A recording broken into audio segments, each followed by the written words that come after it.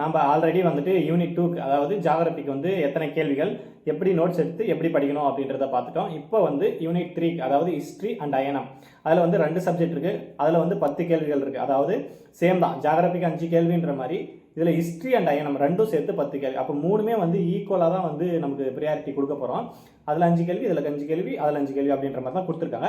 அதை எப்படி வந்து நோட்ஸ் எடுக்கிறது, எப்படி படிக்கிறது அப்படின்றதான் பார்க்க போகிறோம். அதுக்கு முன்னாடி வந்துட்டு நமக்கு ஒரு சில கம்ப்ளைண்ட் வந்திருக்கு. என்ன கம்ப்ளைண்ட் அப்படின்னு பார்த்தீங்க அப்படின்னா, வீடியோ பார்க்குற யாருக்குமே வந்து அந்த லெஃப்ட் சைடு காமிக்கிற தம்ஸ் அப் பட்டன் காமிக்க மாட்டோம். அதுக்கப்புறம் ரைட் சைடு காமிக்கிற ஒரு சிவப்பு கலர் பட்டனையும் காமிக்க மாட்டோம்.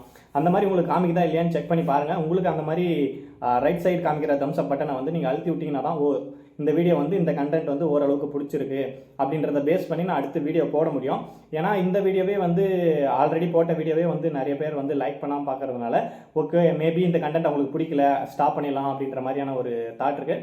ஆனால் வீடியோ கீழே வந்துட்டு பாலிட்டிக்கு, ஹிஸ்ட்ரிக்கு, அயனம்க்கெல்லாம் வந்து நோட்ஸ் போடுங்க அப்படின்னு ஒரு சிலர் கேட்டதுனால இந்த வீடியோ போடுறேன்.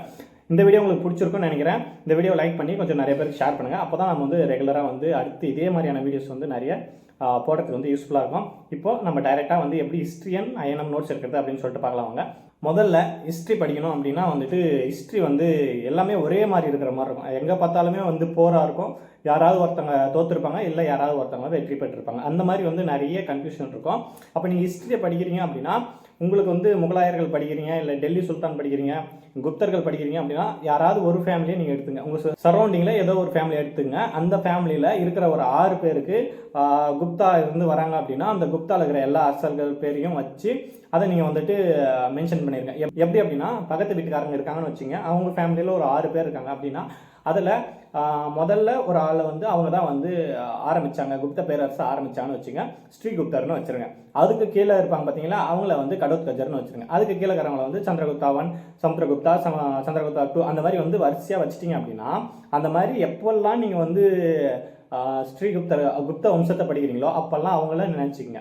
அதாவது உங்கள் பக்கத்து வீட்டில் இருக்காங்க பார்த்தீங்களா, அவங்கள நினச்சிங்க இவங்க தான் வந்து ஸ்ரீகுப்தர், இவங்க தான் இதை பண்ணியிருக்காங்க, இவங்க தான் கடோத்கஜர், இவங்க தான் இதை பண்ணியிருக்காங்க அப்படின்னு நீங்கள் ஒரு ஃபேமிலிக்கு ஒரு குப்த பேரரசு அப்படின்னா அந்த குப்த பேரரசுக்கு ஒரு ஃபேமிலியாக வச்சுருங்க. அதே மாதிரி வந்துட்டு முகலாயர்கள் இருக்காங்க அப்படின்னா முகலாயர்கள் வந்து பாபர் இருக்காரு, ஹுமாயூன் இருக்காரு, அக்பர் இருக்காரு அப்படின்னா அதை எடுத்துகிட்டு போய் இன்னொரு இந்த சைடு இருக்கிற ஒரு ஃபேமிலி கூட வச்சுருங்க. இப்போ இந்த மாதிரி வரிசையாக வச்சுட்டா என்ன ஆகும் அப்படின்னா நமக்கு கன்ஃபியூஷன் ஆகாது, நிறைய டைம் படிக்க வேண்டிய அவசியம் வராது. ஏன்னா நம்ம ஒரு கேரக்டராக நம்ம அதை ஃபிக்ஸ் பண்ணிட்டோம். சரௌண்டிங்கில் இருக்கிறவங்க தான் அவங்க இருக்க போகிறாங்க. இப்போ போர் வருது, சண்டை வருது அப்படின்னு வச்சுக்கோங்க. இப்போ அவுரங்கசீப் இருக்காரு அப்படின்னா சிவாஜியோட மேக்ஸிமம் வந்து சண்டை வந்துட்டே இருக்கும். அப்போது அந்த அவுரங்கசீப்பும் சிவாஜியும் வந்துட்டு ஒவ்வொரு கேரக்டரை இவங்க ஒருத்தவங்க அவங்க ஒருத்தவங்க வச்சுருப்பீங்க. அவங்க 2 பேரும் சண்டை போடுற மாதிரி நீங்கள் அவங்க 2 பேரையும் வச்சு இமேஜின் பண்ணிட்டீங்க அப்படின்னா படிக்கிறதுன்றது ரொம்பவே ஈஸியாக இருக்கும். அதுக்கப்புறம் பார்த்தீங்க அப்படின்னா வந்து அயனமில் வந்து நிறைய நமக்கு தெரிஞ்ச தலைவர்கள் பேர் தான் இருக்கும். அதனால் என்ன பண்ணுங்க அப்படின்னா அந்த தலைவர்களையும் இப்போ சுப்பிரமணிய சிவா இருக்காரு அப்படின்னா உங்கள் ரிலேட்டிவ் யாராவது வந்து சிவாவாக இருப்பாங்க, இல்லை ஃப்ரெண்டு யாராவது சிவாவாக இருப்பாங்க, அப்போ அவங்கள சுப்பிரமணிய சிவாவாக ஆக்கிருங்க. இப்போ காமராஜர் இருக்காரு அப்படின்னா உங்கள் ரிலேட்டிவ்ல யாராவது காமராஜர் இருப்பாங்க, ஃப்ரெண்ட்ஸ் யாராவது காமராஜர் இருப்பாங்க, அப்போ அவங்க காமராஜர் ஆக்கிருங்க. அவங்க கேரக்டர் என்ன எப்படின்லாம் நமக்கு முக்கியம் கிடையாது. நம்ம வந்து ஒரு விஷுவலைசேஷனுக்கு, அதாவது ஒரு பார்க்கறதா இவங்க தான் வந்து காமராஜர்னா அப்போ இவங்கெல்லாம் இதெல்லாம் பண்ணியிருக்காங்க அப்படின்னா ஒரு ஆளை வச்சு நம்ம படிச்சிட்டோம் அப்படின்னா அதை வந்து ரீகால் பண்ணுறதுன்றது ரொம்பவே ஈஸியாக இருக்கும். அதே மாதிரி வந்து கிருஷ்ணா இருக்காங்கன்னா கிருஷ்ண தேவராயராக வச்சுருங்க. அந்த மாதிரி நிறைய பேர் இருக்குது. எல்லாமே நம்ம சுற்றி ஏதோ ஒரு பேர் ரிலேட்டடாக தான் இருக்கும். அவங்க அதுக்குள்ளே நீங்கள் ஃபிக்ஸ் பண்ணிட்டீங்க அப்படின்னா அதை படிக்கிறதுன்றது ரொம்ப ஈஸியாக இருக்கும். இப்போ எப்படி நான் நோட்ஸ் எடுத்திருக்கேன் அப்படின்னு சொல்லிட்டு பார்க்கலாம் வாங்க.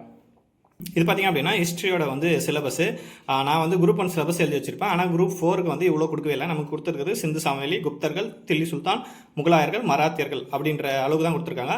அதுக்கப்புறம் பார்த்திங்க அப்படின்னா தென்னிந்திய வரலாறு அப்படின்ற மாதிரி கொடுத்துருப்பாங்க. அவ்வளோதான் நமக்கு இருக்கிற சிலபஸ்ஸு. இப்போ வந்து நம்ம எப்படி நோட்ஸ் எடுத்திருக்கோம் அப்படின்னு சொல்லிட்டு பார்க்கலாம் வாங்க. இது பார்த்திங்க அப்படின்னா ப்ரீ ஹிஸ்ட்ரி. இது வந்து நமக்கு அந்த அளவுக்கு தேவை கிடையாது. ஒரு சிம்பிள் போட்டு வளைஞ்சி வச்சுருப்பேன். நீங்கள் வேணுன்னா வரைஞ்சி வச்சிங்க, இல்லைனா அந்தளவுக்கு தேவையான ஒரு இது கிடையாது. ஆனால் ஓரளவுக்கு தெரிஞ்சு வச்சுக்க வேண்டியது தான் பேசிக்காக. அதுக்கப்புறம் பார்த்திங்க அப்படின்னா நமக்கு சிந்து சமவெளியில் பேசிக்காகவே இந்த 3 தான் இருக்கும். இந்த 3 எப்பவுமே வந்து கேட்கறதுக்கான வாய்ப்புகள் இருக்குது. ஒரு பொறுத்துக்களை கேட்பாங்க, இல்லைனா கூற்று காரணத்தில் கேட்பாங்க. அதை வந்து நீங்கள் எழுதி வச்சுங்க. அதுக்கப்புறம் பார்த்திங்கன்னா சிந்தில் என்னென்ன நடந்தது அப்படின்ற மாதிரி எழுதி வச்சுருக்கேன். மேடாக இருக்கிற ஒரு கிராமம், மேடாக இருக்கிற அந்த கிராமத்தில் மேடாக இருக்கிற ஒரு பகுதியும் பள்ளமாக இருக்கிற ஒரு பகுதியும் பார்த்துருப்பீங்க. அதை வந்து ஃபிக்ஸ் பண்ணி சிந்து சமவெளியிலே படிக்க ஆரம்பிச்சிருங்க. உங்களுக்கு வந்து ரொம்பவே ஈஸியாக இருக்கும். அதுக்கப்புறம் பார்த்தீங்க அப்படின்னா இது வந்து சிந்து சமவெளியில் என்னென்ன நகரங்கள் இருக்குது, யார் யார் கண்டுபிடிச்சா, அங்கே என்னென்ன இருக்குது அப்படின்ட்டு நான் கொடுத்துருக்கேன். அரப்பா பார்த்தீங்க அப்படின்னா அரப்பாவில் என்ன இருக்குது, யார் கண்டுபிடிச்சா, மொகஞ்சதாரோவில் என்ன இருக்குது, அப்புறம் வந்து சுட்கா ஜண்டர், அதுக்கப்புறம் சகுந்தரா, இது எல்லாமே வந்து ஒரு டேபிள் மாதிரி போட்டிங்க அப்படின்னா படிக்கிறதுக்கு வந்து ரொம்பவே யூஸ்ஃபுல்லாக இருக்கும். அவ்வளோதான். அதுக்கப்புறம் பார்த்திங்க அப்படின்னா இது வந்து சாலை கட்டமைப்பு, இது எல்லாமே தெரியும். சாலை வந்து அந்த டயக்ராம் வரைஞ்சிருக்கேன் பார்த்தீங்களா, அது வந்து அந்த மூலையில் வளைஞ்சிருக்கும், அந்த மாதிரி தான் சாலை இருக்கும். அதனால் அதை சிம்பிளாக வந்து நோட் பண்ணுறதுக்கு. அதுக்கப்புறம் தானிய களஞ்சியம் வந்து எத்தனை அடி இருக்குது, அகலம் எவ்வளோ இருக்குது, நீளம் எவ்வளோ இருக்குன்னு போட்டிருக்கேன். அதுக்கப்புறம் பார்த்திங்க அப்படின்னா இது வந்து நீச்சல் குளம் எத்தனை அடி, எந்த சைடு வந்து படிக்கட்டிருக்கோம், இது எல்லாமே வந்து நான் மென்ஷன் பண்ணியிருக்கேன். இது பார்த்திங்க அப்படின்னா நமக்கு சங்கு எங்கே கிடைக்கும், வைடூரி எங்கே கிடைக்கும், இது எல்லாமே வந்து ஓரளவுக்கு வந்து கொடுத்துருப்பேன். அவ்வளோதான். சிந்து சமவெளியை பொறுத்த வரைக்கும் மேக்ஸிமம் இவ்வளோ கண்டென்ட் தான் இருக்கும், நிறைய கண்டென்ட்லாம் இருக்காது. ஈஸியாக வந்து ஞாபகம் வச்சுக்கலாம். அதுக்கப்புறம் பார்த்திங்க அப்படின்னா வந்துட்டு நம்ம வேத காலம், இது வந்து உங்களுக்கு குரூப் 4க்கு தேவை கிடையாது. அதுக்கப்புறம் மௌரிய பேரரசும் வந்து நமக்கு தேவை கிடையாது. ஆனால் பேசிக்காக ஆல்ரெடி படிச்சிருக்கீங்க அப்படின்னா நீங்கள் தெரிஞ்சு வச்சுக்கிறது நல்லது.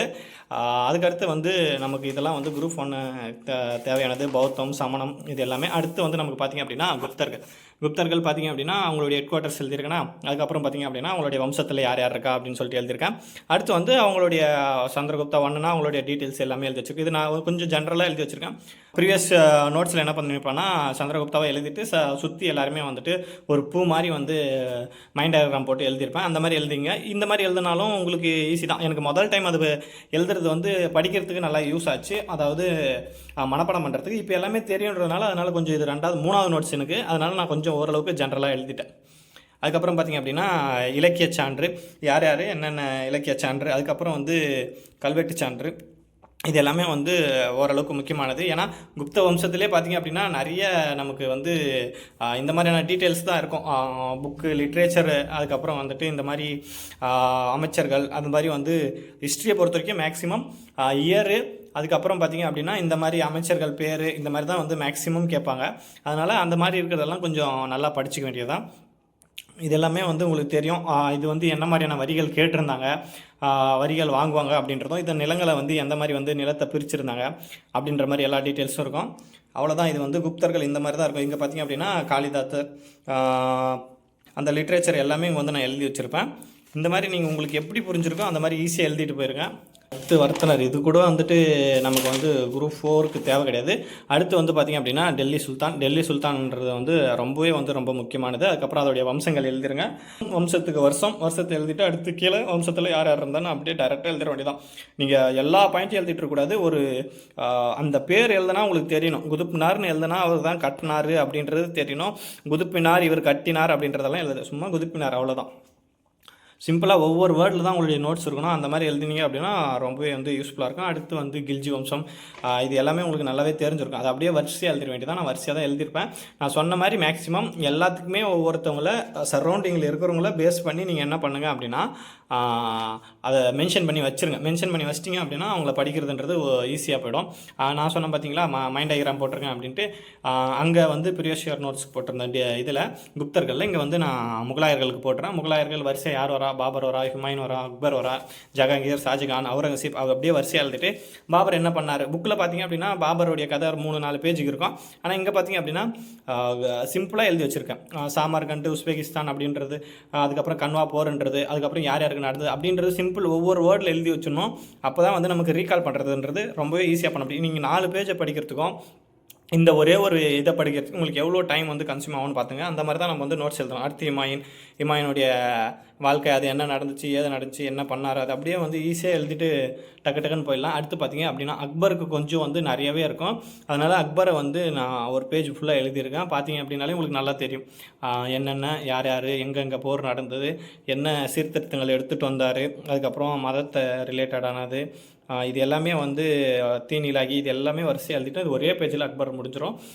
இதுலேயும் ஒரு சில பாயிண்ட்ஸ் மிஸ் ஆகிருக்கும். அதை நீங்கள் வந்து டெஸ்ட் போட பார்த்து எழுத உங்களுக்கு யூஸ்ஃபுல்லாக இருக்கும். அடுத்து ஜஹாங்கீர், ஷாஜகான், இப்படியே நீங்கள் வரிசையாக எழுதிட்டு வந்துட்டிங்கன்னா இந்த பேஜில் இது இருந்துச்சு, இந்த பேஜில் இது இருந்துச்சு அப்படின்றது வந்து உங்களுக்கு ஈஸியாக தெரிஞ்சிடும்.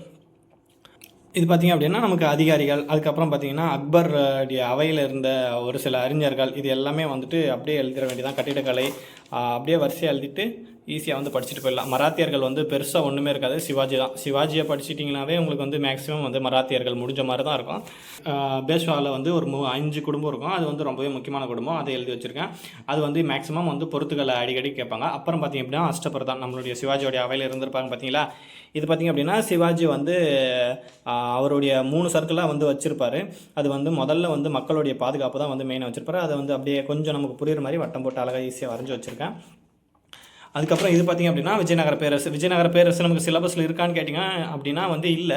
ஆனால் நமக்கு வந்து தென்னிந்திய வரலாறுன்னு கொடுத்துட்டாங்க. அதனால் வந்து விஜயநகர பேரரசெல்லாம் வந்து தென்னிந்திய இதில் தான் வரும். பேசிக்காக தெரிஞ்சு வச்சுங்க. ஆனால் இந்த முன்னாடி பார்த்தோம் பார்த்தீங்களா, நமக்கு வந்து சிந்து, குப்தர்கள், அதுக்கப்புறம் டெல்லி சுல்தான், அப்புறம் முகலாயர்கள், இந்த 4 டாப்பிக்குவே நீங்கள் நல்லா படிச்சிட்டிங்க அப்படின்னா ரொம்பவே வந்து கொஞ்சம் ஹிஸ்ட்ரி வந்து ஓரளவுக்கு வந்து ஈஸியாக இருக்கிற மாதிரி தான் இருக்கும். ஏன்னா கம்மி டாபிக் தான், அது வந்து நீங்கள் ஈஸியாக படிச்சிடலாம். ஆனால் தென்னிந்திய வரலாறுன்னு பார்த்திங்க அப்படின்னா நிறைய இருக்கும். சாளுக்கியர்கள் இருப்பாங்க, விஜயநகர பேரரசர் இருக்கும், பாமணி இருக்கும், ராஷ்டிரகூடர்கள் இருப்பாங்க, பாண்டியர்கள், சேரர்கள், சோழர்கள், அந்த மாதிரி வந்து நிறைய இருக்கும்.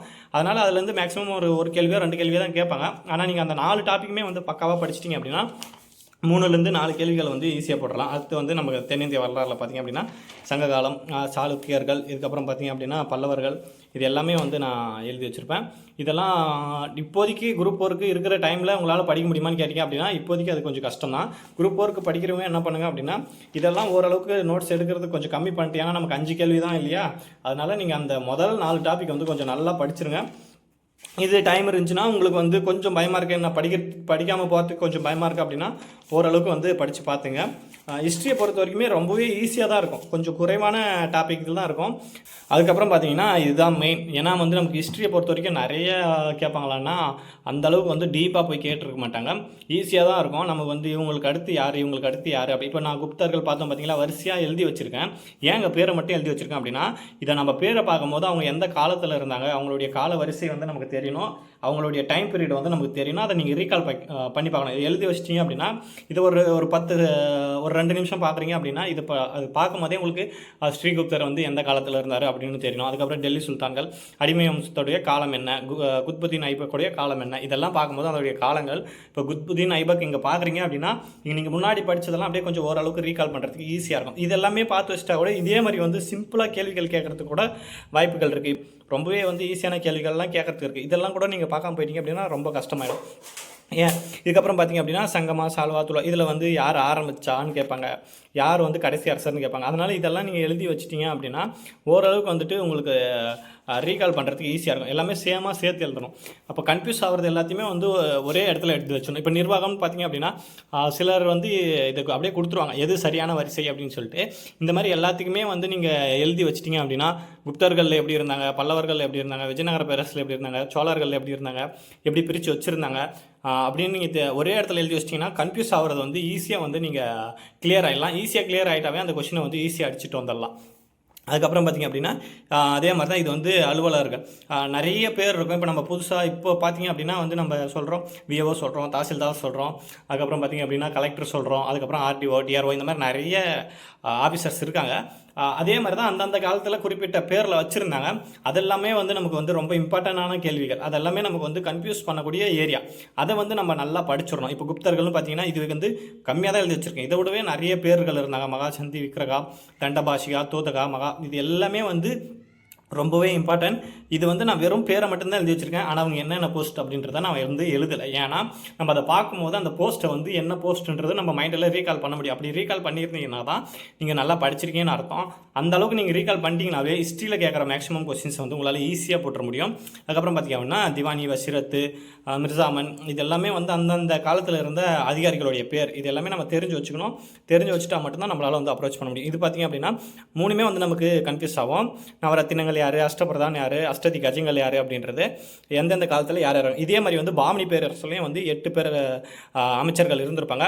அதையும் தெரிஞ்சு வச்சுக்கணும். இப்போ இந்த காளிதாசர் யார், அரிசனர் யார், அதே மாதிரி தெரிஞ்சிருக்கணும். நியாயதீஸ் யார், சுமந்த் யார், அமைத்தியா யார், இந்த மாதிரி வந்து எல்லாருமே என்னென்ன பண்ணாங்க அப்படின்னு சொல்லிட்டு தெரிஞ்சு வச்சுருக்கணும். எனக்கு வந்து ஓரளவுக்கு தெரிஞ்சதுனால நான் பாமணி பேரரசெல்லாம் எழுதலை. அதே மாதிரி வந்து ஓரளவுக்கு எனக்கு இயர் எல்லாமே மேக்ஸிமம் வந்து தெரியும். அதனால் என்ன ஆச்சு அப்படின்னா நான் இயரை எழுதி வைக்க மாட்டேன். அந்த போர் எல்லாமே அதே மாதிரி போரெல்லாம் இம்பார்ட்டன்ட் போரை நீங்கள் எழுதிட்டு வருஷத்தை வந்து பக்கத்துலேயே வந்து எழுதிடுங்க. அது எழுதிட்டே வந்தீங்க அப்படின்னா காலவரிசைப்படி எடுத்தோடனே நம்ம முதல்ல அசோகா போர் தான் வந்து வரும். அசோகருடைய போர் எழுதிட்டு அதுக்கப்புறம் அப்படியே வரிசையாக வந்துட்டு இருந்தீங்கன்னா ஒவ்வொரு போராக வரும். அதை வரிசையாக எழுதி நீங்கள் வந்து காலவரிசைப்படி படிச்சிங்க அப்படின்னா ஹிஸ்ட்ரி வந்து ரொம்பவே ஈஸியாக இருக்கும். அதுக்கப்புறம் பார்த்திங்க அப்படின்னா ஐஎன்எம் நோட்ஸ் வந்து இப்போதைக்கு இங்கே இல்லை. நான் பழைய நோட்ஸ் தான் எழுதியிருக்கேன். இப்போ அந்த பழைய நோட்டை தேடி நான் கண்டுபிடிச்சி கிடச்சிச்சின்னா போடுறேன். இல்லை அப்படின்னா நான் சொல்கிற மாதிரி நீங்கள் நோட்ஸ் எடுத்துருங்க. அது ரொம்பவே ஈஸியாக தான் இருக்கும். ஐஎன்எம்ன்றது ரொம்பவே ஈஸியான டாபிக் தான். முதல்ல பார்த்திங்க அப்படின்னா மறுமலர்ச்சி கொடுத்துருப்பாங்க. நமக்கு மறுமலர்ச்சியில் என்ன இருக்கும் அப்படின்னா நமக்கு வந்து பிரம்ம சமாஜம் இருக்கும், பிரார்த்தனை சமாஜம் இருக்கும், அதுக்கப்புறம் வந்து பிரம்மஞான சபை இருக்கும். இது எல்லாமே வரிசையாக ஒரு டேபிள் போட்டு எழுதிடுங்க. ஃபஸ்ட்டு நீங்கள் பிரம்ம சமாஜம் எழுதுறீங்க அப்படின்னா அதுக்கப்புறம் வந்து பிரார்த்தனை சமாஜம் எழுதுறீங்க, அதுக்கப்புறம் வந்து ஆரிய சமாஜம், அதுக்கப்புறம் வந்து பிரம்மஞான சபை. இது 4 எழுதிட்டிங்கன்னா யார் ஃபவுண்டரு, அவங்க என்ன, அவங்களுடைய மெயின் நோக்கம் என்ன, அது எல்லாத்தையும் ஒரு டேபிள் காலமில் வரிசையாக எழுதி வச்சுருங்க. அது வந்து ரொம்ப பார்த்திங்க அப்படின்னா தலைவர்கள் எல்லாத்தையுமே வந்து நான் இது கிட்டத்தட்ட ஒரு 20 தலைவர்கள் கிட்டே இருப்பாங்க. அது அப்படியே நான் வரிசையாக எழுதி வச்சுருப்பேன். ராஜாஜி இருக்கார், வஉசி இருக்கார். மெயினாக வந்து இது குட்டி குட்டி தலைவர்கள். மெயினாக நமக்கு வந்து ஒரு சிலர்லாம் கொடுத்துருப்பாங்க. காந்திகெல்லாம் பார்த்திங்கன்னா ஒரு 2 பேஜுக்கு வரும். அதே மாதிரி வந்து பெரியாருக்கு வந்து ஒரு 2 பேஜுக்கு வரும். இது பார்த்திங்க அப்படின்னா வந்துட்டு பெரியாருக்கு இங்கே ஸ்டார்ட் ஆகுதுங்களா.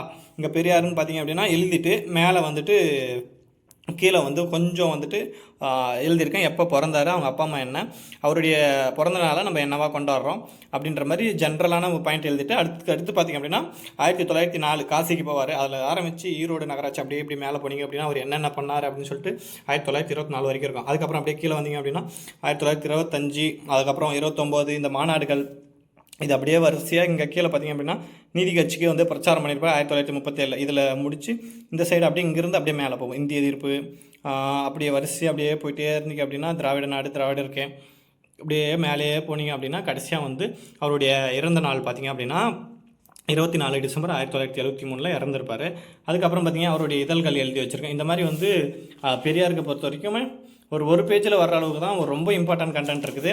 அதுக்கப்புறம் பார்த்திங்க அப்படின்னா ஒரு சில கோட்டெல்லாம் சொல்லியிருப்பார். அது என்னென்ன கோட் அப்படின்றதெல்லாம் நம்ம தெரிஞ்சு வச்சுக்கணும். அப்போ காந்தின்னு சொன்னாலே உங்களுக்கு வந்து மைண்டில் அவர் எப்போ பிறந்தாருன்னு ஆரம்பித்து அப்படியே எல்லாமே வந்து உங்களுக்கு வந்து டக்குன்னு சொல்கிற அளவுக்கு நீங்கள் மேலேருந்து கீழே வரைக்கும் அப்படியே வந்து கால வரிசைப்படி கரெக்டாக எழுதிட்டு வந்துகிட்டே இருந்தீங்க அப்படின்னா உங்களால் வந்து ஈஸியாக வந்து படிக்க முடியும். ஐஎன்எம் வந்து அந்தளவுக்கு தான் வந்து ஈஸியாக இருக்கும். ஓகே ஃப்ரெண்ட்ஸ், இந்த வீடியோ உங்களுக்கு வந்து பிடிச்சிருக்கும்னு நினைக்கிறேன். இந்த வீடியோவை பேஸ் பண்ணி தான் நம்ம வந்து அடுத்து இதே சேம் வந்து நோட்ஸ் வீடியோ போகிறதா இல்லையா அப்படின்றத நம்ம பார்க்க முடியும். இந்த வீடியோ உங்களுக்கு பிடிச்சிருந்தால் இந்த வீடியோவை லைக் பண்ணி உங்கள் ஃப்ரெண்ட்ஸ் எல்லாருக்கும் வந்து ஷேர் பண்ணுங்கள். நீங்கள் நம்ம சேனல் புதுசாக இருந்தீங்க அப்படின்னா நம்ம சேனலில் வந்து சப்ஸ்கிரைப் பண்ணி ஃபாலோ பண்ணிட்டே வாங்க. Okay friends, thank you.